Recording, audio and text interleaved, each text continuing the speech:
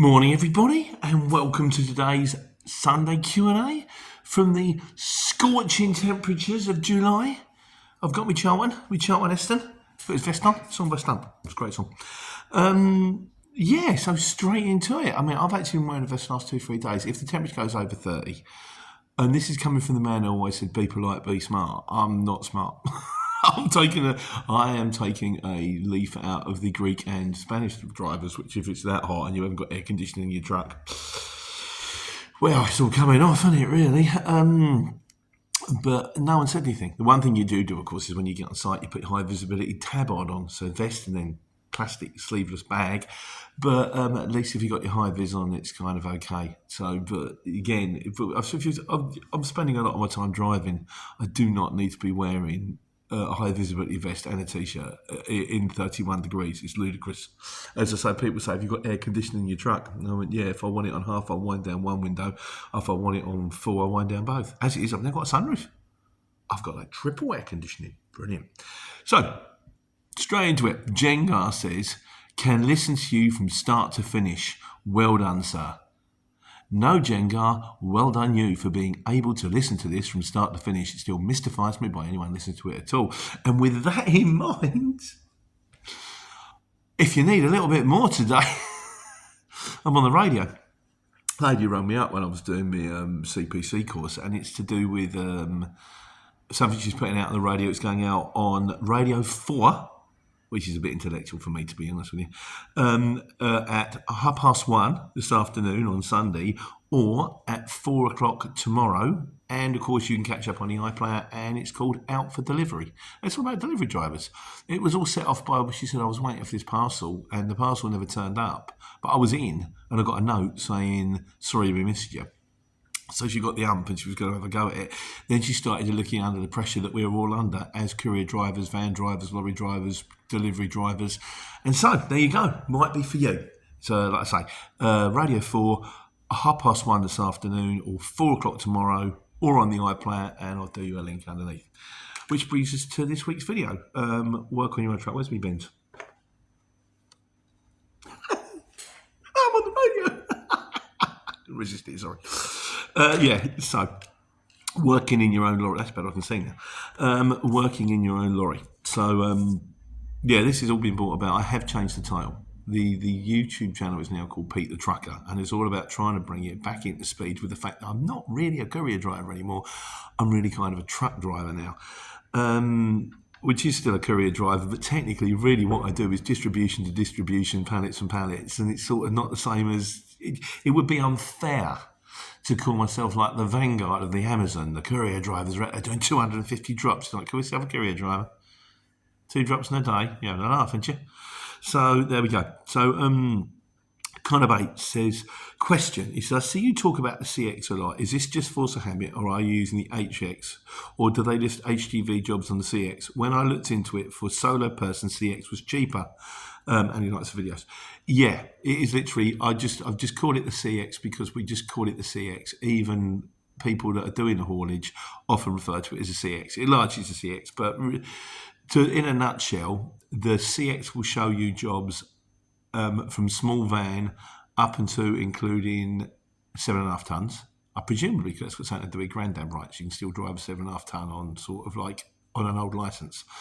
The haulage exchange will show you jobs from 7.5 ton up to 6-axle trailer, but won't show you vans. And the CX won't show you trucks. If you want to see both, you have to go small fleet. That's dearer still. But yeah, that's it in a nutshell. So things I might have missed out. A guy says, Adam John says, insurance and tax. Problem with that, I think the road tax on a rigid is about £220, well, about £550 a year. I pay it in 2 hits. I went to go back and check on the bank and I forgot. If it's an Arctic, you can double that. I think, again, and bear in mind that everything on this channel is wrong, or at least largely erroneous. Yeah, that's about right. As for insurance, sounds a piece of string. I pay about just short of 4k a year, but it depends on how old you are, when you pass your test, where you park the vehicle. So that's kind of, you might be paying £2,000, you might be paying 10. So I can't really give you that one, I'm afraid. That's down to you. But yeah, these are things you do have to consider. I thought I did mention that in a video, but I haven't gone back and not watched it because who wants to watch themselves? I don't know who wants to watch me anyway. Certainly not me. P Marketing says, do they accept car drivers? Not really. You have a problem with a car, in fact, because you can't get the right insurance. There is ways around it, but it's painful. If you're going to have a go, you really want to get at least a small van. And with that in mind, Youssef Hassim says, Pete, can I rent a truck to start a job instead of buying one? You can rent a truck. People do. You lease trucks. You can. I don't like it. I find that what ends up happening is you end up, all the money gets eaten up. And the other problem is you've got a problem with a lease truck. You go, oh, no, it's fine, it's lease, it's no problem. I don't have to worry about it. You put it in the garage, you turn up 3 days later or two, you turn up at the end of the day. You get there at 7 o'clock in the morning, you can't rock up at 4 o'clock, it hasn't moved. I go, oh, yeah, we haven't started looking at it yet, mate. And you're like, oh, I've just a lost day's work here. I don't like it. But you can do it if you're thinking about, having a go, have a go. If that works well for you the first time round, go with that. I've got a new phone. I've got the new UI on me Samsung, and so I've gone back to using Samsung the camera, and I'm now looking at myself and I'm thinking the lips are out of sync. So if the lips are out of sync, we'll be back to the old camera next week. Sorry about that. It doesn't seem to be fast enough, does it? That's irritating. If you're listening to this on the podcast, by the way, it makes absolutely no difference to you whatsoever. So well done. Rock God says, he said, the first thing I would recommend after passing your test is getting experience, getting a job, which makes some sense. Driving for before taking the plunge on your own. So basically go out. I mean, that's kind of what I did when I passed. When I started, I was out in a van. I had the van and I didn't have a clue. So I could have got a job with a courier company, but it's not when you're in a van, you're picking up boxes, it's not the same. If you're in a truck, there's more to it. So it might be nice to have a bit of experience of where you are, what you're doing and where you're going, So it said also try and get customers on board before you spend all that money on a truck. You can still apply for an O license before actually buying a truck. Yeah, to get an O license, and we do a video how to get an O license. It will probably cost you, in your money, around about 800-900 quid. Lorry's going to be a lot more. So, do it, you do you. As I say, at the end of the day, it's all good advice. You do you. Rob Dennin says, HX 2,200 for small fleet. He said, I just paid 3,800 for 12. And that's 12 trucks or 12 months. Are you still on major rates for all that advertising? He does smile. He says, and you've forgotten goods in transit, public liability, accountant, breakdown, insurance, name a few. I thought I mentioned insurance, but I possibly didn't. Accountant, again, it's how long's a piece of string. I'm very lucky I've got a cheap accountant. And if you're going to do it, you want to get it as cheap as possible. As for 3,800, I'm not on small fleet. I'm an only driver. And 2,200 will buy you own a driver. If I want the small fleet app, I know that's another 600 quid. So that would instantly put me on 2,800. And that's for one truck. Still, that's 2,800. You're paying an extra grand for the 12 apps. That sounds dear to me. That doesn't sound right. But like I say, everything I say is largely erroneous anyway, so I'd probably ignore it. Jastic says, and this is to give you an idea of someone who started. He said, Pete, I know a mate who's given it up, was running a 7.5 ton. The compliance and figures he was telling me, like £500 a month for parking. That's crazy, dear. £350 a month for a transport manager. That's about right. And every 6 weeks he was forking out £80 for his maintenance checks. That's not bad, that's just cheap. Which now have to have a brake test along with that. At every second test, you have to have a brake test because you have to do your inspections and 6 weeks. Why 6 weeks? Mind you, in fairness, it's an older lorry, 6 weeks. I was on 6. I put in for 8. I got 8s. I was doing them on 6s, and then my mechanic says, you don't need to do these on 6s. He said, we're looking at it every month anyway because something needs doing, like a vanity project, so don't worry about it. And you have to, every other test you have to do a brake test. So really, this every 12 weeks he's doing a brake test. It does all mount up, you're right. This doesn't take into account HGV breakdown costs and servicing. That's what you experienced when When it's the DVSA pulling you over at the mercy of those officers you find.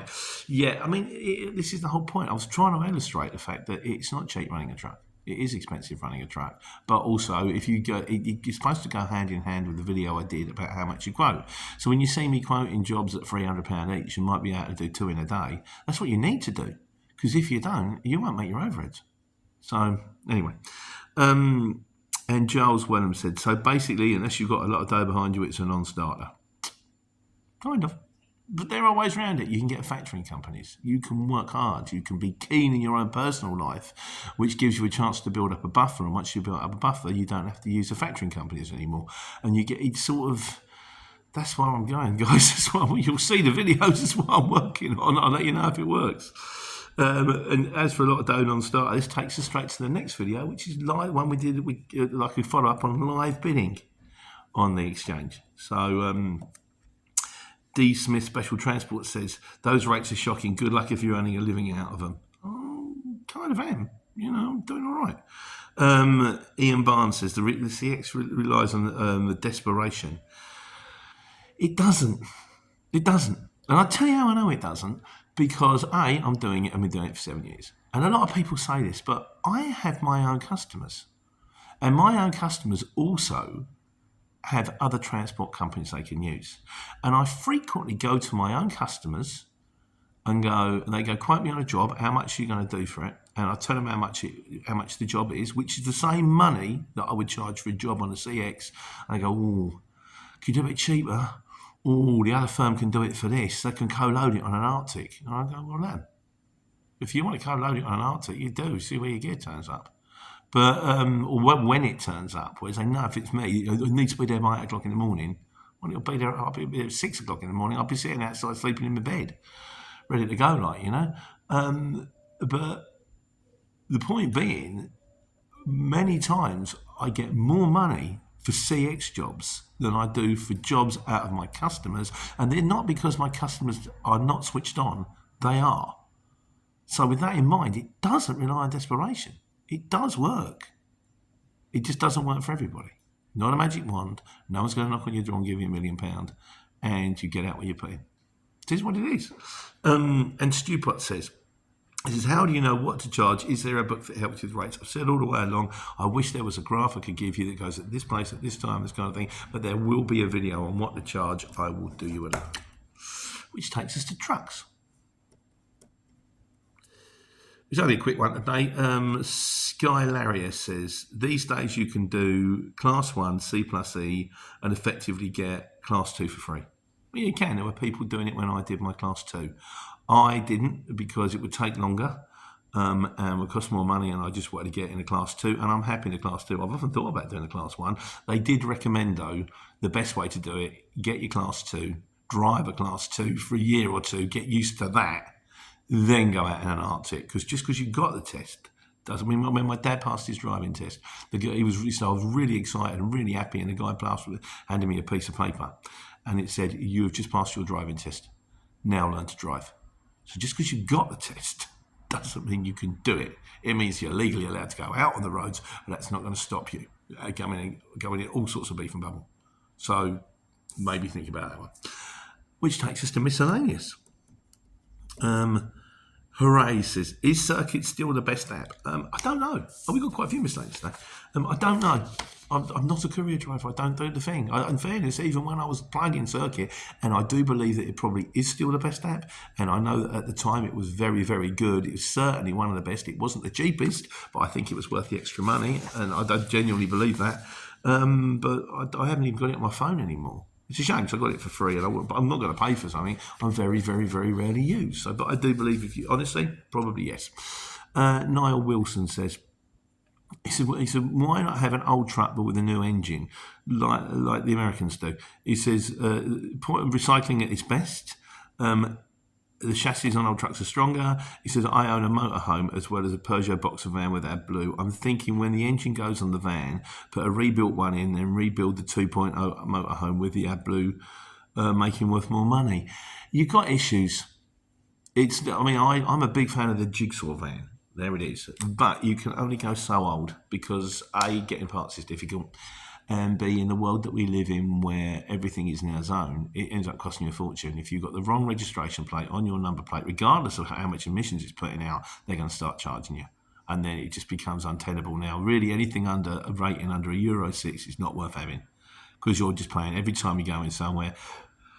In a van, extra £15, extra £15, extra £15. In a lorry, it could be extra £100, it could be extra £500. So unless it's a Euro 6 rating, I wouldn't touch it. Dale Steele says, I thought you had a flip phone with a big screen. I had one for 6 months and the battery is terrible. I had a flip phone. I did a link on the new phone. There's a link there. I love this phone, although I don't know the quality of this video might not be good. I think the processor could be quicker. I'm sure that my lips are going and it's not marrying up. I don't think that's all right. There's no how to get around it. But I had the flip phone, and what drove me mad? I'll tell you what drove me mad about the phones is the fact that I was paying stupid money. I was paying. You're on a contract. Nick the Urban Truck, my transport manager, just got the new Samsung 25 Ultra, which is fantastic. I'm sure it is a lovely phone. But these phones are like £1,700-1,800 to buy. I don't do that on a car. And then I went and bought this, which is the A14 5G. I've had it for longer than any other phone. I've had it now for coming up. It's getting on for 2 years. Now, by now, the Galaxy S10, the S20, the S21 had all died. The batteries are gone, the GPS, the OLED screen had burned. This thing just goes on and on and on, and I can't tell the difference. And I've just had the new One UI update, and it's brilliant. The camera, this bit, which is frustrating, could be better. But if this doesn't work, I'll go back to the app I was using last week, and that was fine. So, and it's like, I think you can buy this phone. I mean, I wouldn't recommend it. You can buy this phone for 130 quid. I mean, if you've only got 130 quid, I would certainly recommend it. But if you haven't, I would recommend, if it was me, if I was going to go again, I would get the A16. Is it a 56? So Samsung does ranges, A range, S range, X range, whatever.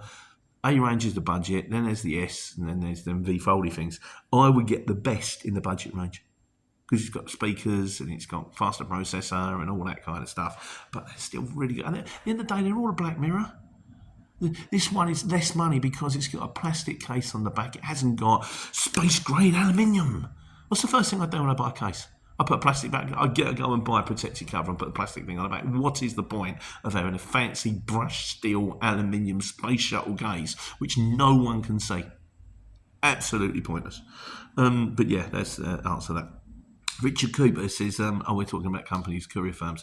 He said, companies don't switch courier firms unless they're not happy with their normal company, in which case you're going to lose them anyway, and it's the customer's choice. Customer loyalty when it comes down to courier firms is great, which is a good thing. So if you can get your own customers and you do a decent job and you turn up on time and they like you, or you get your own mug, you kind of got a customer for life. Well, normally I will find that the day you lose that customer is when that customer closes or moves. Otherwise, you get hold of them, you get to keep them, which is a good thing, as long as you do a decent job. Chris Gassor says, he said, years ago, haulage contractors. Oh, this to do with the video. Years ago, haulage contractors were called licence carrier. So how about Pete the licence carrier for a new name? Nope, it's Pete the Trucker, and that's it. So the new channel is now, it's called Pete the Trucker. I mean, before it was called Pete the Courier Driver and Truck Vlogger. I didn't even know Truck Vlogger was still on there. It's not exactly catchy, is it? Catchy title. No. So, but yeah, all it'll happen, like I say, the channel has not changed. As you can see, the only thing that's changed is me. I'm now in a vest. But that's not forever. That's just, it's really hot. Which brings us to conclusion this week, which is from R. Whiteside, who says, he said, I was half thinking, he's enjoying the channel, half thinking of buying a Luton since finding out about the Courier Exchange. He says, interesting that you were delivering cable drums. One of them's got around my daughter's house to become a coffee table. I used to deliver the years back ago with high abs. Stopped in Hull once to grab a Greggs. Came back to my truck and someone had only stolen the small drum. The marks were still visible on the football field grass where they'd wheeled it away. Well, did you not follow the tracks? Yeah, sort of like, I suppose they're there until they hit pavement, and I imagine that stuff is not cheap because it's it's metal, isn't it? And metal recycles. But you can't get away with that anymore. You have to have a license. So once again, that's it. Don't forget, if you need if you need a bit more Pete, Radio 4. What do I look like? My God. If my 21-year-old self could see me now, he would die of embarrassment. But Radio 4, 1:30, or today, 4 o'clock tomorrow. It will be on the iPlayer, and it's called Out for the. What's it called? I've seen you. Out for delivery. I do really. Cheers, everybody. Enjoy the sunshine. Take care. Take money.